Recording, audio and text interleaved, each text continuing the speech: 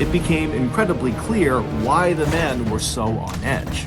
Inside of these bags were guns, and in the Netherlands, no private citizen is allowed to possess them. Over the next hour, the two men who had actually carried the guns into the bungalow, they began going over some instruction with the other four men of how to use these slick black pistols and AK-47 rifles. They taught them how to load the guns and reload and aim, and they did a number of dry firing exercises, which is basically pulling the trigger on any real gun when the gun is not loaded. And so these four students paid careful attention to their two instructors, and at some point they became more confident, and you could just see the excitement was building in the room. At one point, one of the students grabbed two of the AK-47 rifles and held one in each arm and pretended to fire them simultaneously, like you would see in the Rambo movies. But when one of the two instructors reached back into one of these bags and pulled out a new item, a vest, and laid it on the coffee table, immediately the mood in the room shifted again. Now the students seemed more nervous than excited.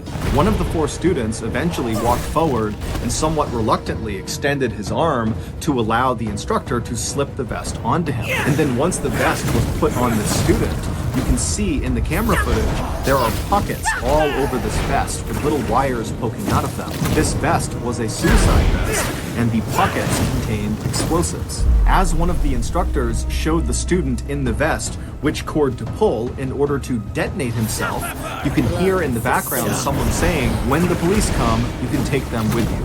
A little over 2 hours later, the six men were done, and they began packing up their arsenal of new weapons back into the bags, and then they stood up to leave.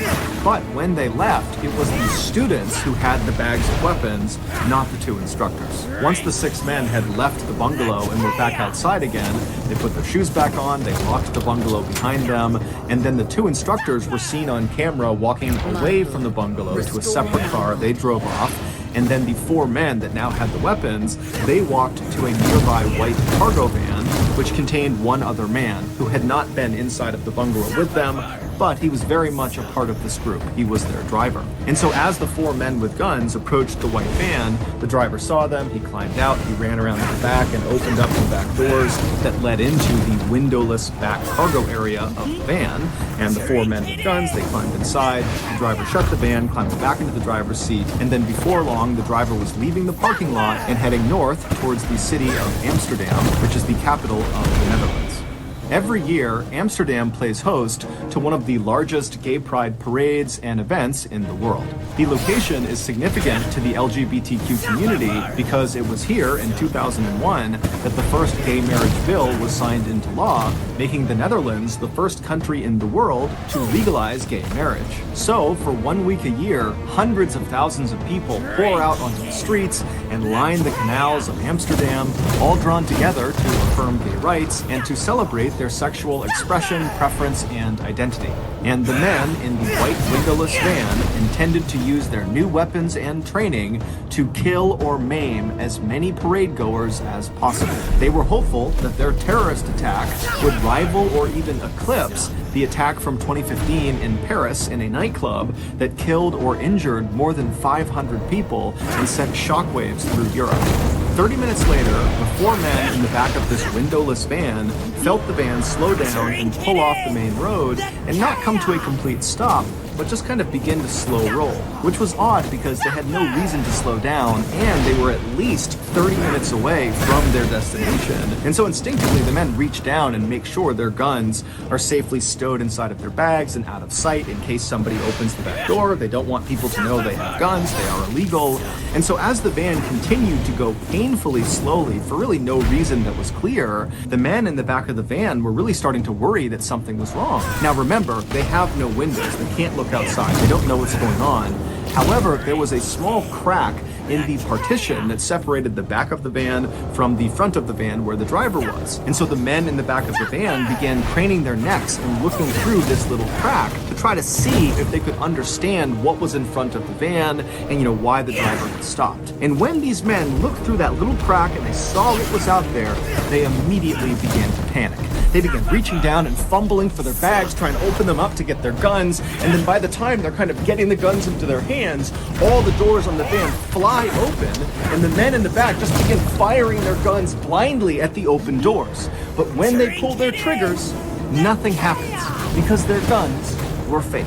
They had been sold to them by the people who were flinging open their doors, the police in tactical gear with their dogs, and they knew these guys had fake guns. They knew their suicide vests were fake. They were full of fake explosives. They have nothing lethal inside of this van. And so the police, they just fling the doors open and send in the dogs. And so the dogs, they jump into this van, and these wannabe terrorists are screaming, and they're firing their fake guns at the dogs as the dogs are shredding these terrorists to bits. And then whenever they tried to jump out, the police would just pistol whip the terrorists until finally all of these wannabe terrorists were in the fetal position crying, or they were crouched down with their hands over their head. It would turn out the two instructors who had brought the duffel bags of guns into the bungalow with the other men, they were not other fellow terrorists. They were undercover police officers who were a part of the special national anti-terrorism team who were able to infiltrate this terrorist cell. These undercover cops were the ones who sold the fake guns and fake explosives to the terrorists, and they were the ones who set up this meeting at the bungalow, which allowed them to place cameras and listening devices all over the place. Plus, they were also able to bug the white van because they knew they would be departing the bungalow inside of it. So all the wannabe terrorists that you saw on camera, plus two others that were not seen on camera but were totally involved, were all sentenced on October 8th, 2020 to anywhere from 10 to 17 years in prison. Meanwhile, the Amsterdam Pride Parade went off without a hitch.